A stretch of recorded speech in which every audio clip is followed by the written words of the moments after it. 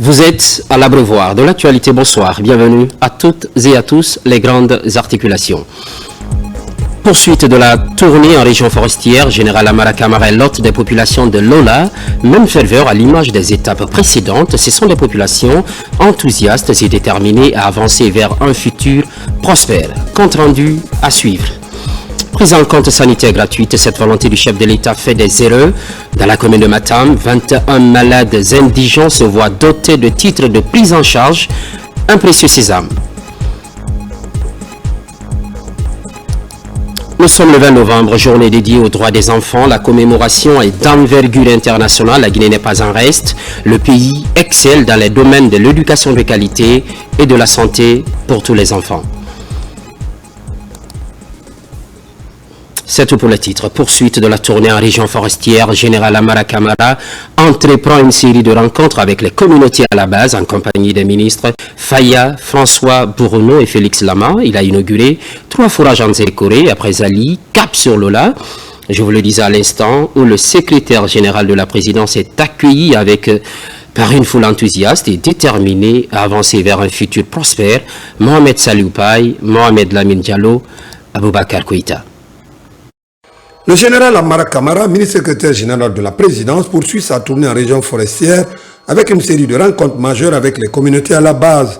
Ce mardi 19 novembre 2024, en compagnie du ministre du Travail et de la fonction publique et du ministre de l'Agriculture et de l'Élevage, le général Amara Camara a inauguré 3 forages dans la préfecture de Zérekoré, apportant ainsi une bouffée d'oxygène aux populations locales qui souffrent de la pénurie d'eau potable. Mais ce n'est pas tout. Le ministre secrétaire général de la présidence a ensuite mis le cap sur Lola, où il a été accueilli par une foule enthousiaste, prête à célébrer les projets de développement promoteurs pour leur préfecture. Devant les habitants de Lola, le général Amara Camara a réaffirmé l'engagement du gouvernement sous la houlette du général Mamadi Doumbouya à moderniser les infrastructures du pays, un enjeu clé pour assurer la croissance économique et sociale de la Guinée. Lors de sa prise de parole, il a mis en lumière un programme d'envergure qui changera radicalement la donne, la réhabilitation et le développement du réseau routier national. Il a expliqué que ce programme qui s'aligne sur la vision Simandou 2040 vise non seulement à désenclaver les régions, mais aussi à favoriser l'intégration économique et régionale. En particulier, le projet de réhabilitation de la route Lolanzon jusqu'à la frontière ivoirienne représente un tournant majeur pour la Guinée. Cette infrastructure clé viendra renforcer le corridor sud-est du pays et permettra une meilleure connectivité entre la Guinée, la Côte d'Ivoire et les autres pays de la sous-région. Ce n'est pas simplement une route, mais un véritable vecteur de développement économique qui favorisera les échanges commerciaux et stimulera les secteurs miniers et agro-pastoral dont la Guinée regorge.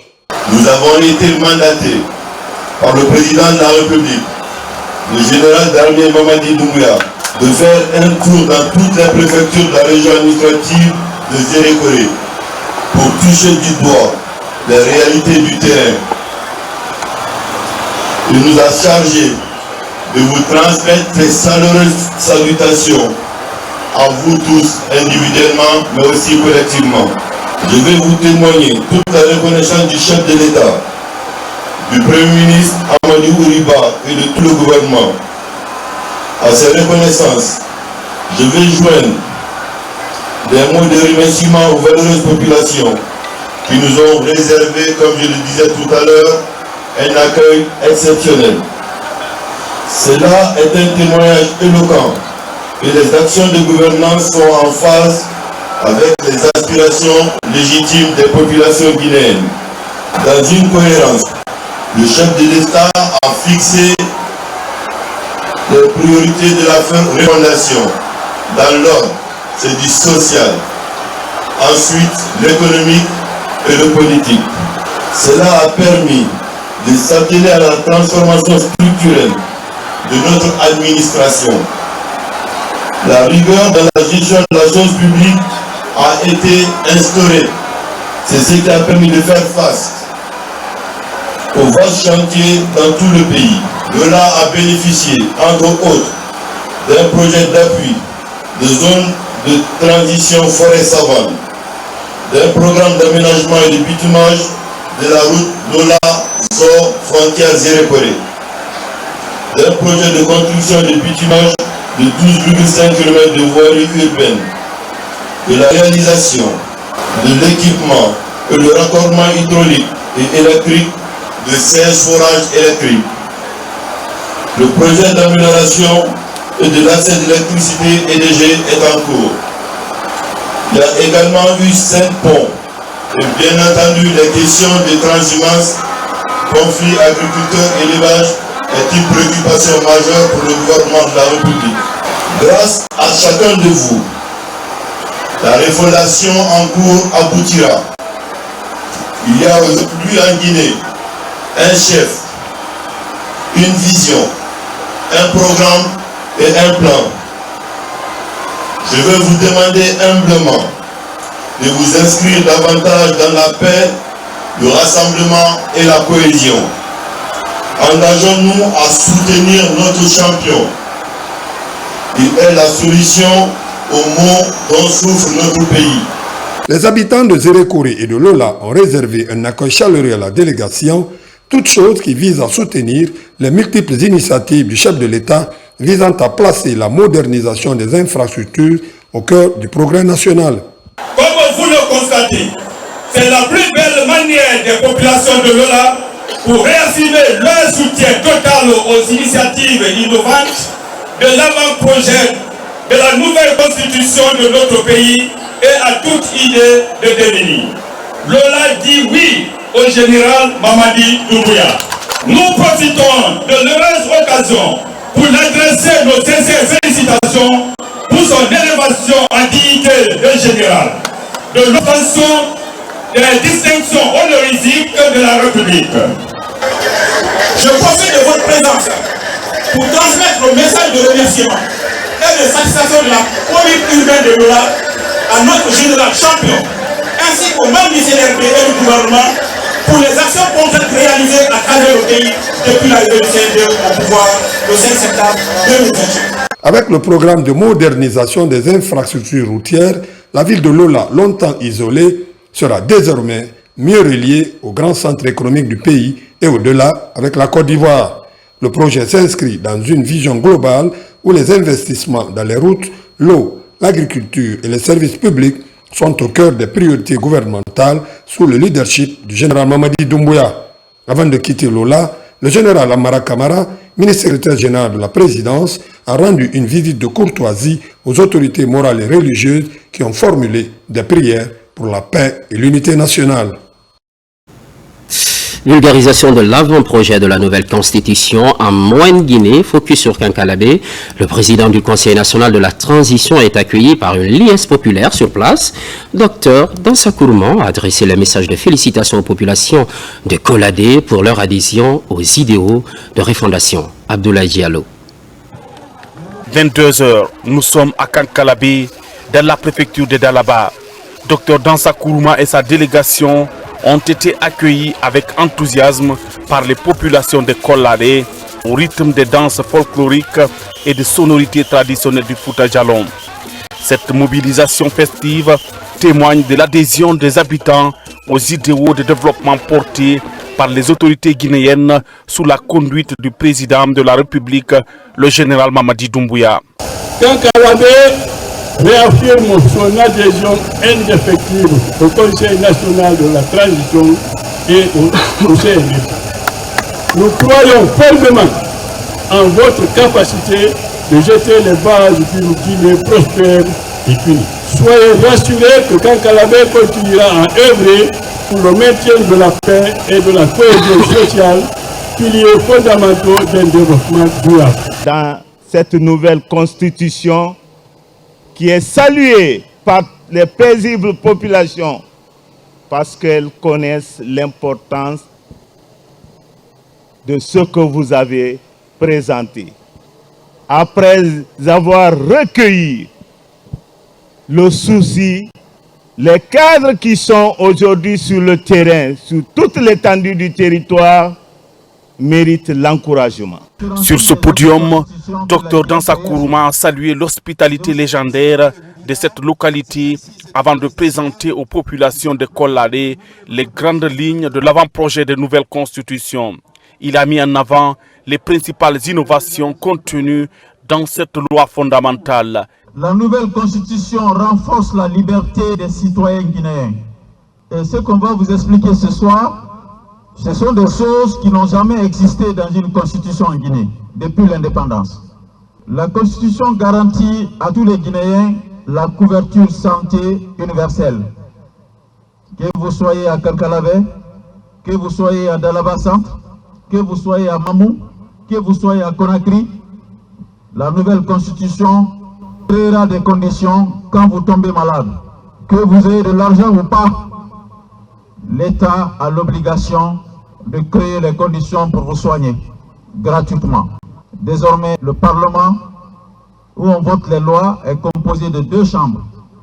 Une première chambre qui est composée de représentants des partis politiques et une deuxième chambre est composée de représentants des régions, qui sont les notabilités des personnes représentatives qui vont aider à contrôler et à se prononcer sur toutes les nominations proposées par le président de la République. Désormais, les richesses de la Guinée seront reparties équitablement entre les régions de la Guinée. Aucune région ne sera supérieure à l'autre par rapport au développement, construction des routes, des hôpitaux, des écoles, des centres de santé. Finalement, tout sera reparti en fonction des besoins de la population et de manière équitable. Les sages de Kolali, prenant la parole, ont exprimé leurs félicitations au Conseil national de la transition pour son approche inclusive dans l'élaboration de la nouvelle constitution.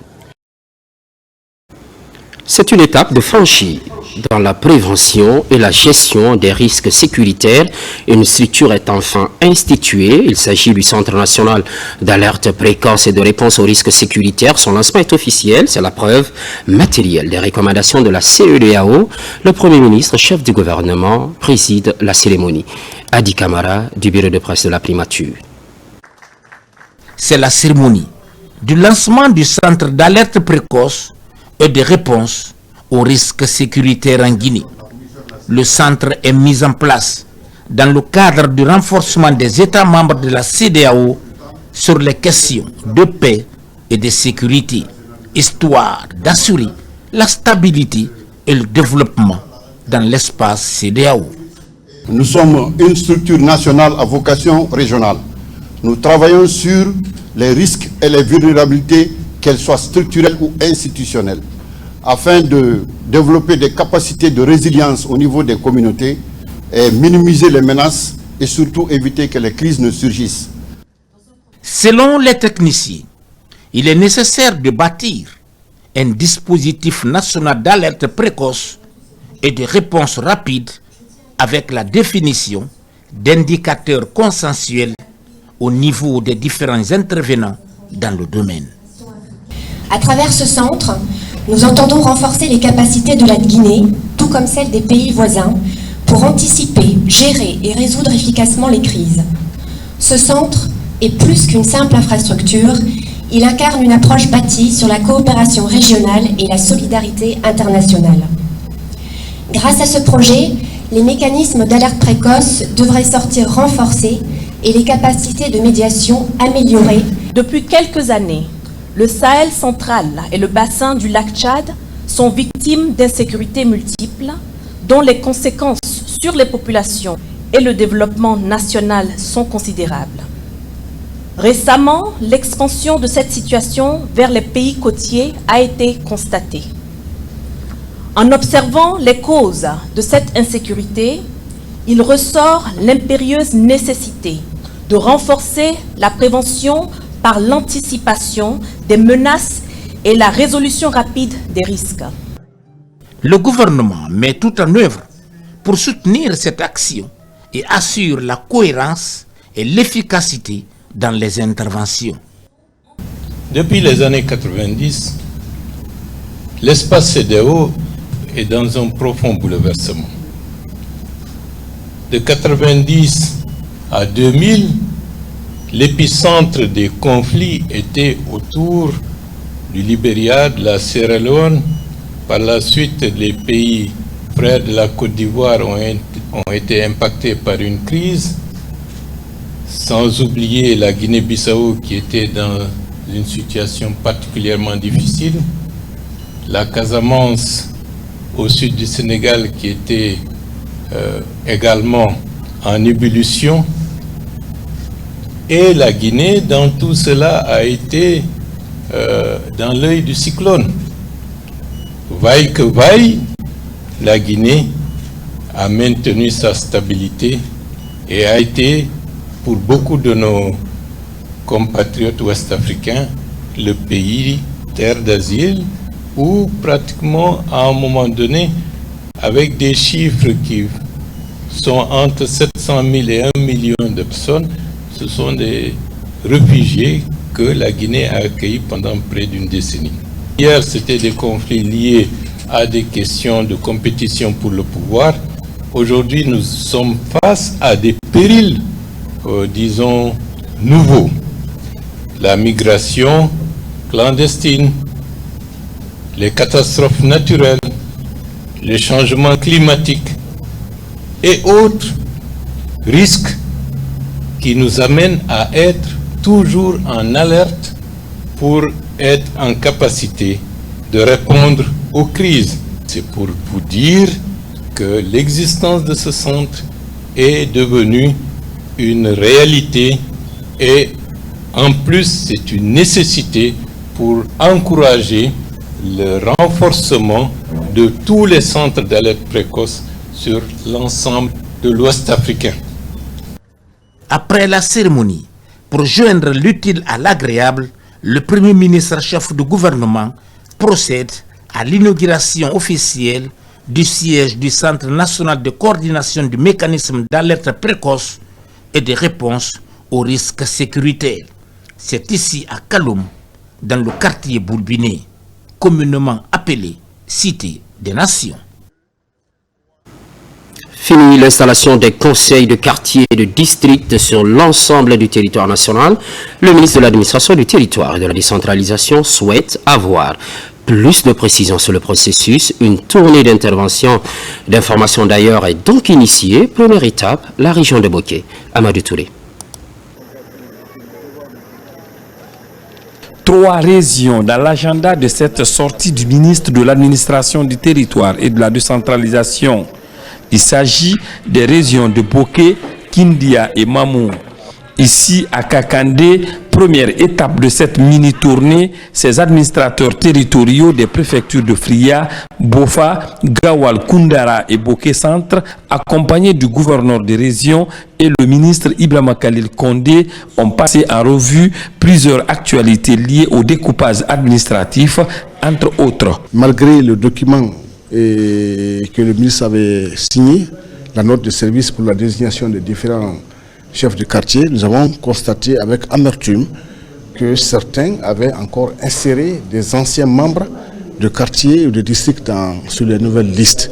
Alors il fallait prendre tout le temps. Heureusement qu'on avait sous ces instructions un élément de base qui avait été établi depuis très longtemps. Nous sommes référés sur ce document pour pouvoir extirper tout ce qui a été inséré sur les listes comme anciens éléments. Mais qu'à date, nous avons déjà presque achevé d'élaguer toutes les listes et nous attendons à temps opportun, les signatures vont intervenir. En plus de ce fait majeur dans l'actualité de la région, le ministre de l'Administration du territoire et de la décentralisation s'est aussi intéressé à la situation des présidents du conseil des quartiers et de districts.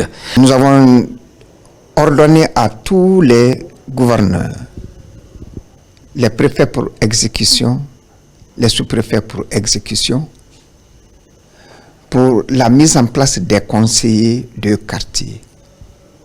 Cela commence à perdurer. Nous avons fait maintenant une sortie pour toucher du doigt les réalités du retard de cette mise en place des conseillers de quartier. Dieu merci, au niveau de Boké, ils sont maintenant vers la fin. Nous leur avons dit d'attendre pour que un jour soit déterminé pour l'affichage de tous les conseillers de quartier et sur toute l'étendue du territoire national. Les régions de Kindia et Mamou constitueront les prochaines destinations de la mission du ministère de l'administration du territoire et de la décentralisation. La nouvelle fêtière pour les municipalités de Guinée, elle est baptisée Association nationale des communes de Guinée. L'heure est à la mise en place d'un bureau exécutif provisoire. 4 points focaux sont élus au compte de la région de Farana. Ibrahima Oulé Fofana. La région administrative de Farana doit avoir 4 points focaux qui la représentent au sein du bureau exécutif de l'Association nationale des communes de Guinée. Pour y arriver, il fallait passer par ce vote qui a démarré à Dinguiraï, où c'est le président de la délégation spéciale de la commune rurale de Banora qui a été élu, suivi de celui de Sikrima pour la préfecture de Dabola et celui de la commune rurale de Kondiadou pour Kissidigou. À Farana, contrairement aux autres préfectures, le choix est tombé sur l'élu de la commune du centre. Ils s'engagent tous à accompagner les initiatives du développement de leur collectivité. Je vais me donner corps et âme pour défendre les intérêts des collectivités de Kissidigou, sans exception. Ma mission éventuellement serait d'accompagner l'ensemble des collectivités de la préfecture de Farana et ensuite faire en sorte que nous puissions attirer les partenaires techniques et financiers à travers cette association. Dans chacune des préfectures, la mission nationale de l'administration du territoire a déballé le contenu du document juridique aux autorités et au président de délégation spéciale. C'est issu d'une organisation qui nécessite des points focaux dans nos différentes localités. Alors cela, c'est pour conjuguer le même verbe, partager les idées et surtout créer une cohésion au sein de nos communes rurales.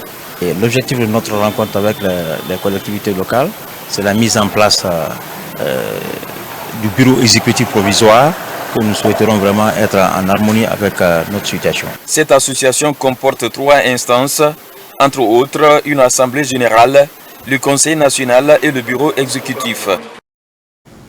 Et puis, une nouvelle plateforme de gestion des documents administratifs est créée par le ministère du Commerce, de l'Industrie et des PME. Plaged va dorénavant permettre de corriger des imperfections dans les démarches administratives, surtout avec le secteur privé dans la formulation de certaines demandes. Makiamed Ozo pour plus de précisions. C'est une urgence de santé publique. La nouvelle souche du virus appelée Mpox ou variole du singe est détectée en Afrique de l'Ouest. Pour le moment, 14 cas ont été confirmés, dont un décès, raison pour laquelle le programme de sécurité sanitaire investit dans le renforcement du système interconnecté entre les pays membres de la CEDEAO. La formule adoptée est le renforcement des capacités de préparation à l'épidémie. 15 pays prennent part à cette rencontre médicale. La maladie est assez méconnue du point de vue de la prise en charge et de la prévention et contrôle infection, du point de vue de la pratique. Donc c'est une urgence qui vient et qui atteint aussi bien l'Afrique de l'Ouest que l'Afrique du Centre. Et sur le plan de la prise en charge, il y a un travail qui doit être fait de dissémination des connaissances, notamment par rapport aux leçons apprises dans le passé.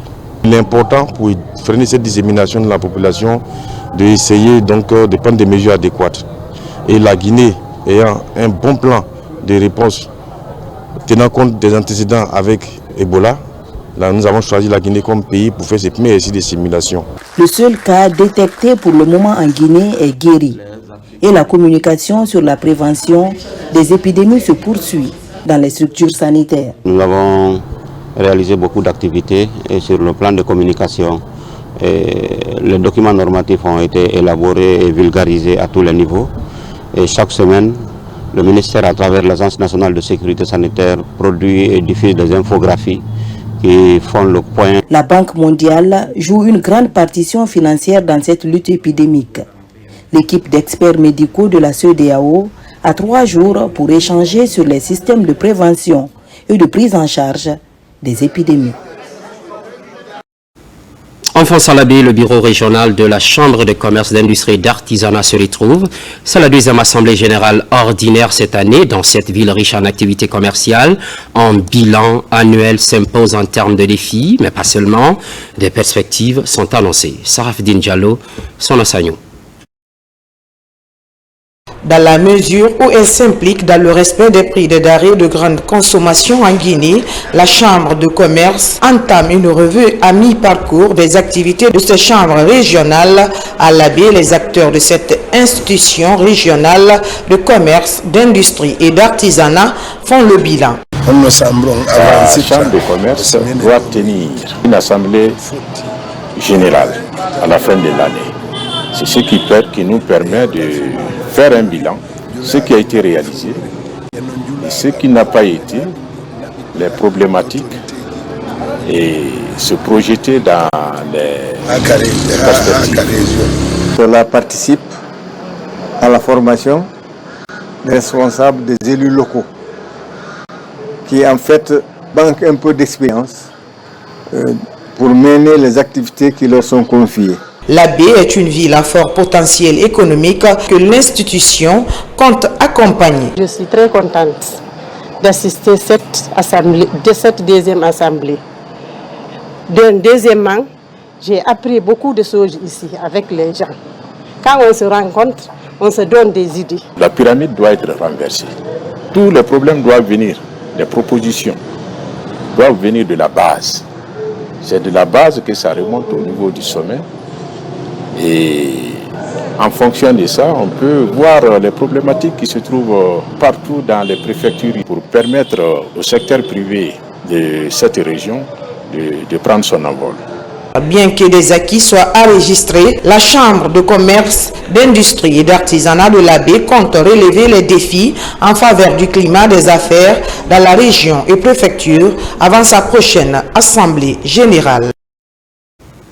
On revient sur cette nouvelle plateforme de gestion des documents administratifs créée par le ministère du Commerce, de l'Industrie et des PME. Plaged va dorénavant permettre de corriger des imperfections dans les démarches administratives, surtout avec le secteur privé dans la formulation de certaines demandes. Makemedozo.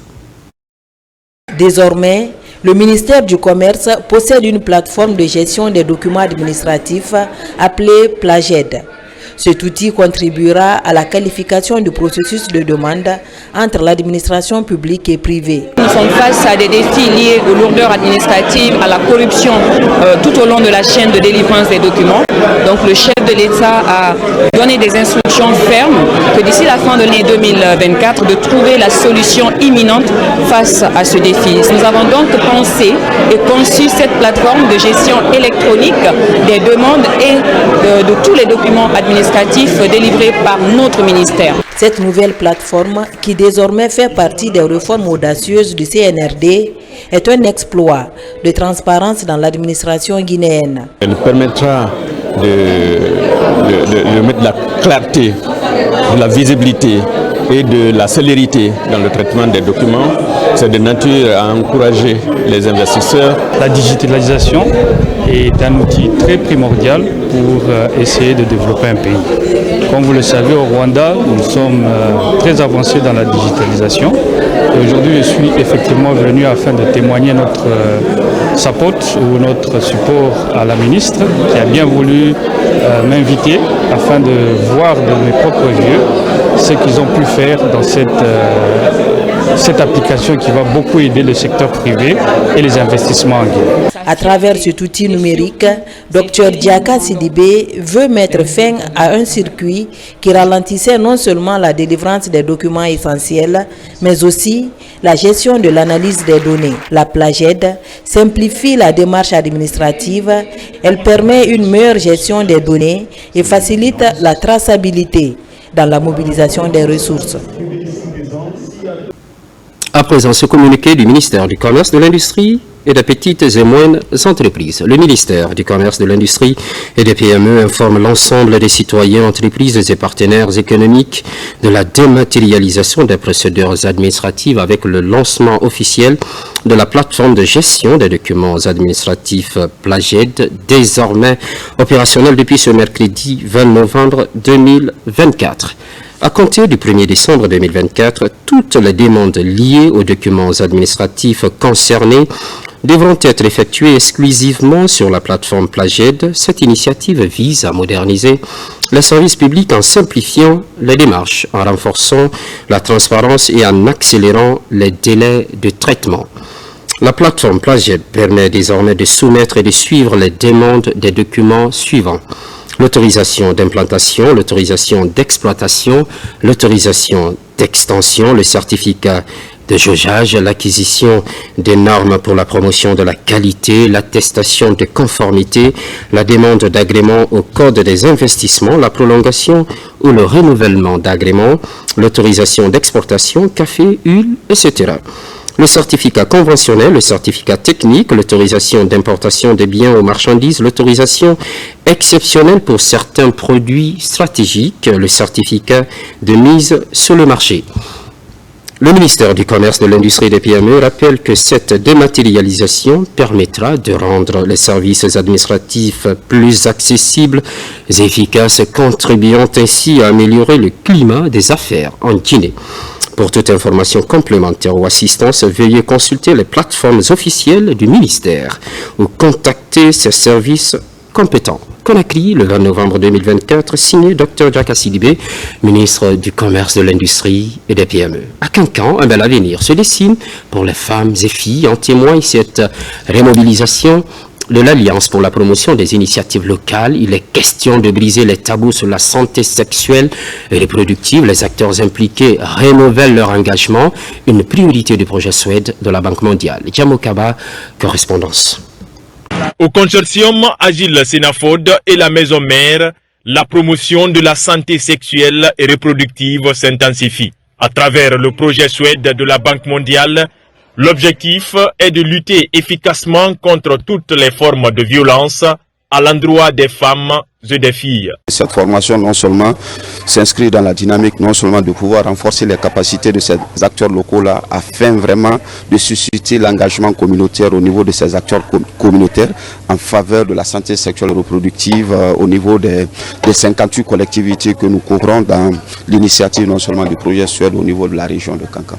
Il s'agit de mieux préparer les conseillers locaux pour l'enfant et la famille, les acteurs de la promotion des enfants et les communicateurs traditionnels à leur rôle.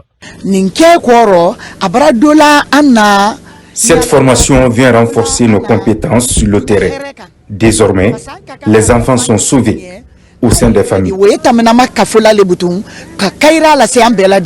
Je conseille aux participants de prendre la formation au sérieux et d'aller faire la restitution. Le projet touche 116 conseillers locaux, 174 acteurs de la protection de la petite enfance et 174 communicateurs traditionnels venant des 5 préfectures de la région de Kankan.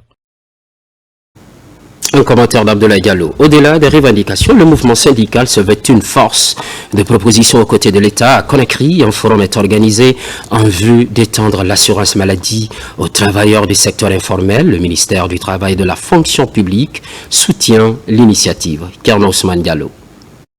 Ces 3 dernières années, de nombreux acquis ont été obtenus dans le cadre de la protection sociale des travailleurs en Guinée.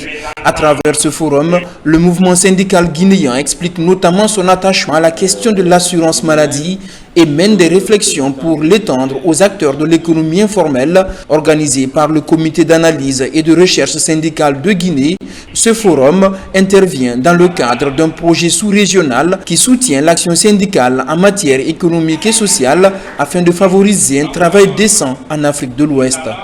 Nous sommes à la 3e phase de ce projet, 2021-2024. Nous avons travaillé courant cette période sur 3 priorités de recherche, notamment l'extension de l'assurance maladie aux acteurs de l'économie informelle, la problématique de la cherté des vies et les questions de gouvernance budgétaire. Ces 3 études de recherche sont validées aujourd'hui, sont en train d'être vulgarisées, afin de discuter, d'échanger et avoir des approches de solutions idoines à ces différentes problématiques. Nous parlons de l'extension de la couverture maladie des acteurs de l'économie informelle. Donc, nous sommes aujourd'hui fiers des membres du CARES qui ont fait des études, qui ont fait des recherches qui ont porté dans notre pays. Parmi les recherches de ce comité qui ont porté figure la concrétisation de la CNPS.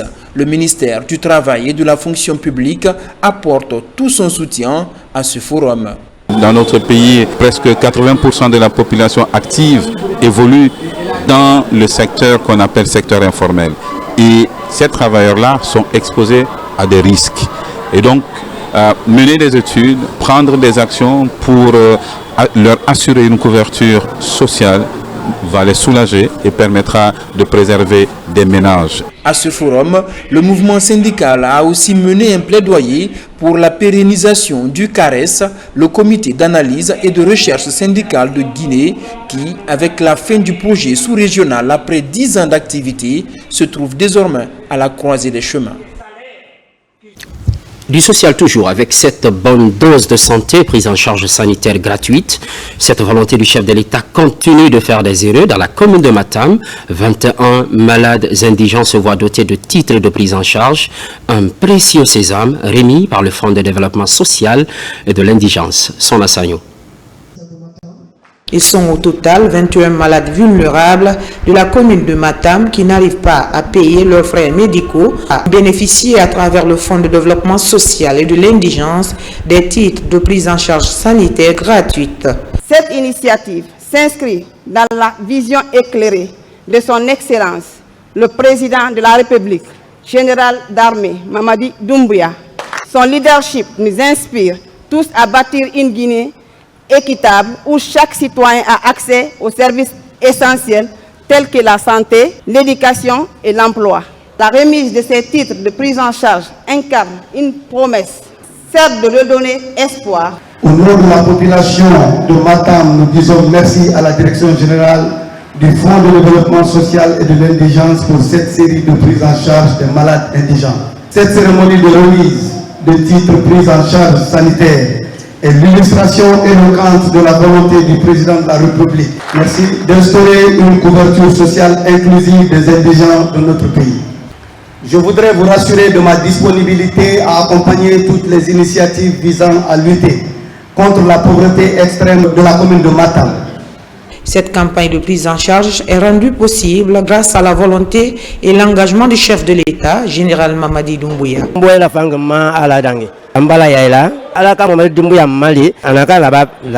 Je suis vraiment malade. Aujourd'hui, grâce au président Mamadi Doumbouya, je suis prise en charge. Que Dieu le protège. Depuis 1 an, je souffre. Je rends grâce à Dieu. Je remercie le président Mamadi Doumbouya pour son aide.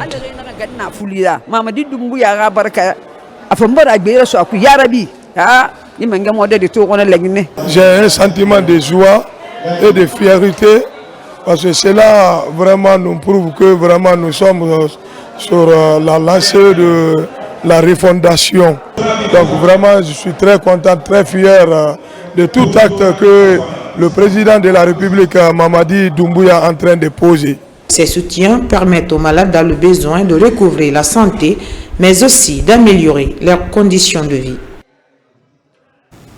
Ce qui, entre autres, concentre l'actualité, Journée mondiale des droits des enfants, loin d'une célébration, une journée mise à profit par la Fondation Soulbanks Manamba Kanté. Cette organisation de couples d'artistes lance un court-métrage.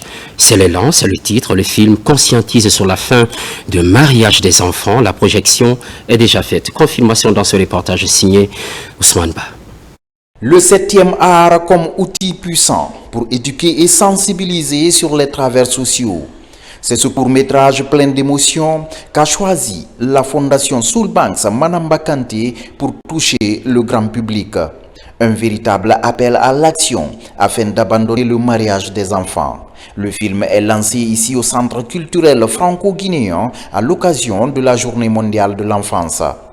Nous croyons fermement que l'éducation est la clé pour briser le cycle du mariage précoce et ouvrir les portes vers un avenir prometteur pour les jeunes filles. C'est dans cette optique que ce projet a été réalisé. Il constitue un véritable cri de cœur, un appel à l'action et un souhait profond de changement au sein de nos communautés. C'est l'élan. Le titre du film met sur scène Lamarana, une élève que le père veut donner en mariage contre le gré de la jeune fille désireuse de poursuivre ses études. La projection plonge le public dans une forte émotion. C'est l'élan qui signifie liberté dans l'une de nos langues nationales est certes un court métrage, mais il sonne comme ce cri d'alarme, un plaidoyer pour la justice sociale et une invitation à réévaluer nos normes socio-culturelles. À travers cette œuvre artistique, la Fondation Soulbanks et Manamba Kanté démontre avec brio que l'art peut être un outil puissant pour sensibiliser et éduquer nos communautés. À travers ce court-métrage, la Fondation Soulbanks Manamba Kanté nourrit l'ambition de réduire le taux de mariage précoce à 20% dans les prochaines années en Guinée. Un cri de cœur en faveur d'une société où chaque jeune fille peut grandir et s'épanouir. Et nous sommes le 20 novembre, journée dédiée aux droits des enfants. La commémoration est d'envergure internationale. La Guinée n'est pas en reste. D'ailleurs, l'un des pays a ratifié la convention y afférente depuis 1990. Les efforts sont consentis dans les domaines de l'éducation de qualité et de la santé pour tous les enfants. Mohamed II revient sur la portée de cette journée. La Guinée occupe le 14e rang des pays qui ont rapidement ratifié la Convention relative aux droits des enfants. C'est un engagement auquel le gouvernement guinéen a souscrit en 1990. Depuis cette date, la promesse est tenue par les autorités du pays au respect des droits notamment liés à une éducation de qualité, la santé pour tous les enfants et autres. Beaucoup d'efforts sont fournis, mais des défis existent encore. Depuis la ratification de la CEDE, des efforts ont été fournis en matière de promotion et de protection des droits des enfants. Cependant, il n'en reste pas moins que les défis restent encore majeurs. Parce qu'il ne faut pas oublier qu'actuellement, en République de Guinée, il y a encore des enfants qui n'ont pas accès à l'école. Le gouvernement, à travers ses services techniques, met des bouchées doubles pour le respect des droits des enfants en République de Guinée. Cette volonté politique exprimée a été hautement saluée par les acteurs de protection, dont la tutelle, dans le cadre de la concrétisation de cet engagement. Les actions ont été menées, mais malgré ces résultats qui sont tangibles sur le terrain, il y a lieu quand même de reconnaître que par rapport à l'atteinte des objectifs de développement durable, notamment l'ODD 4 et l'ODD 16, les indicateurs ne sont pas au vert. La célébration de cette journée internationale de la Convention relative au respect des droits des enfants est placée cette année sous l'angle du renforcement de l'éducation à la base. Et pour être plus complet sur cette journée dédiée aux droits des enfants, nous partageons le plateau avec Honorable Mariam Diallo. Elle est présidente du Parlement des enfants de Guinée. Bonsoir, Honorable. Bonsoir. Nous sommes le 20 novembre et de votre côté, le Parlement des enfants, que représente cette date pour vous? Alors, merci beaucoup pour l'invitation en tant que présidente du Parlement des enfants de Guinée. Alors, je vais d'abord vous parler du Parlement des enfants de Guinée. Allez, vas-y. Le Parlement des enfants de Guinée est une tribune de libre expression des enfants qui a pour but d'assister les pouvoirs publics de promotion des droits et du bien-être de l'enfant. Alors, la célébration du 20 novembre est l'occasion pour nous et pour tous de valoriser les droits et du bien-être de l'enfant. Le Parlement est chargé de mener toutes les actions de sensibilisation, d'information, de plaidoyer des familles, des communautés et de tous ceux qui peuvent contribuer vraiment pour avoir un monde meilleur pour tous les enfants. Ok, c'est riche comme activité. vous faites de la campagne de sensibilisation, d'information également auprès de vos pairs, mais auprès également des autorités. Que faites-vous en termes de plaidoyer? Parce qu'en plus quand même d'une journée festive, il y a aussi de la réclamation des droits. Alors, le message que je voudrais donner aux autorités, c'est de nous écouter et de continuer à nous impliquer dans les prises de décision qui nous concernent, parce que nous, les enfants, nous sommes l'avenir de demain, mais maintenant, l'avenir commence dès aujourd'hui. Et ce que je voudrais dire aux parents, c'est de nous écouter et de nous encourager, d'encourager nos initiatives, parce que c'est ensemble que nous pourrons vraiment réaliser nos ambitions. Ok, avec tout ce que vous venez de dire, est-ce qu'on peut dire que le Parlement des enfants, à date, se porte bien? Oui, ça va vraiment beaucoup. Et vraiment, il y a eu récemment un cas de viol d'une fille, Aïcha, que son âme repose en paix. Elle est âgée de 8 ans. Et elle étudiait à l'école franco-arabe Al-Fourjan. Et je voudrais que chaque 20 novembre, que la Guinée voie une réduction des violences multiformes que rencontrent les enfants de la Guinée. Ok, vous avez vu dans les précédents reportages, le gouvernement guinéen déploie des initiatives pour renforcer l'éducation des enfants. Quel appel avez-vous à lancer à vos pairs pour le maintien, mais aussi aux parents d'élèves, pour le maintien des enfants à l'école? Alors, comme je l'ai dit, l'éducation vraiment est l'arme la plus puissante pour changer le monde. Alors, c'est l'éducation qui m'aide beaucoup en ce moment. Et je dirais aux parents d'inscrire leurs enfants à l'école, parce que c'est ce qui vraiment nous aidera à l'avenir. Nous sommes le futur de la Guinée, nous sommes l'avenir de demain. Et nous vous disons merci. Merci beaucoup. Autre question du jour. Comment développer l'agriculture écologique à Kouroussa? La question mobilise depuis plus d'une semaine une centaine d'exploitants agricoles. Ils apprennent la fabrication et l'utilisation du compost, une technique permettant entre autres de booster le rendement des agriculteurs. Moussa Komara. Avec ses feuilles séchées, des bousses de vache mélangées avec ses bois morts, ces paysans de Djonko apprennent la fabrication du compost sous la direction de ce spécialiste. On les a initiés pour aller chercher les déchets organiques, les fientes, le sable, les feuilles. Et nous les avons amenés à trouver ces déchets-là et amenés vers le site. Dans ce village de Kouroussa, beaucoup sont fatigués des engrais chimiques et sont devenus adeptes du compost. Une centaine d'habitants ont décidé de suivre cette formation pour enrichir la santé de leurs sols et manger bio. Supposons quand on a préparé du riz, à savoir il y a quelque chose qui va de ce qu'on appelle le riz dormi, le matin, les enfants ne peuvent pas manger.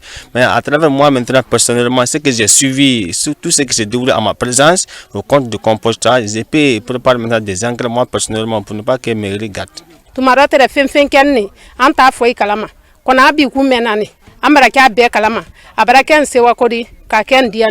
À Djonko, cette formation est une première.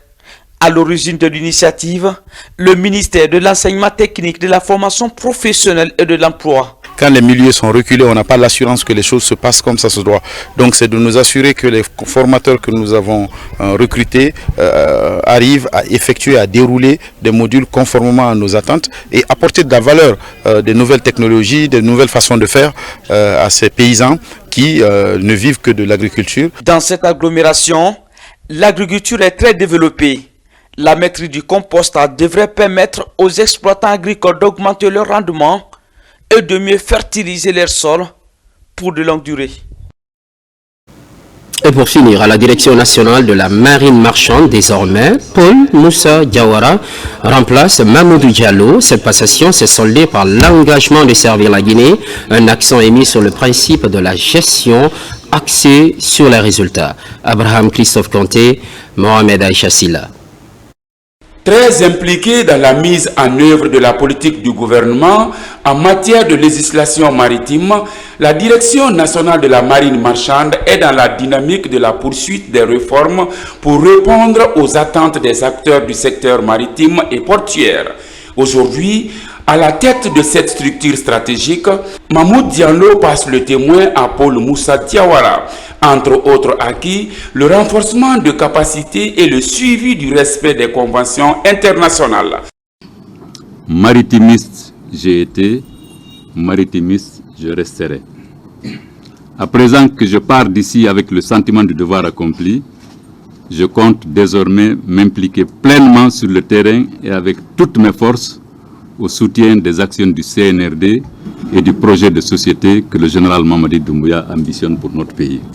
Paul Moussa Diawara met le pied à l'étrier pour jouer sa partition, pour aider la marine marchande à jouer son rôle de régulateur. C'est avec un sens profond de responsabilités qui me sont désormais confiées que je m'adresse à vous en ces instants solennels pour exprimer tout d'abord et encore une fois ma gratitude infinie au président de la République, chef de l'État, chef suprême des armées, le général d'armée Mamadi Doumbouya, sur le choix porté sur ma modeste personne.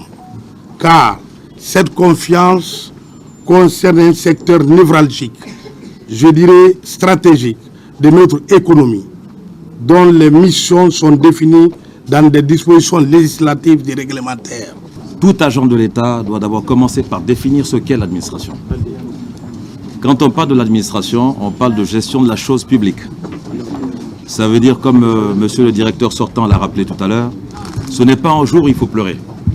Parce que lorsque l'on sait qu'on gère une chose publique, dès lors que nous ne sommes plus dans cette circonscription du privé, ça veut dire que l'État est impersonnel et que les personnes, les agents et les cadres qui occupent les fonctions sont interchangeables pour le bien du pays et des populations.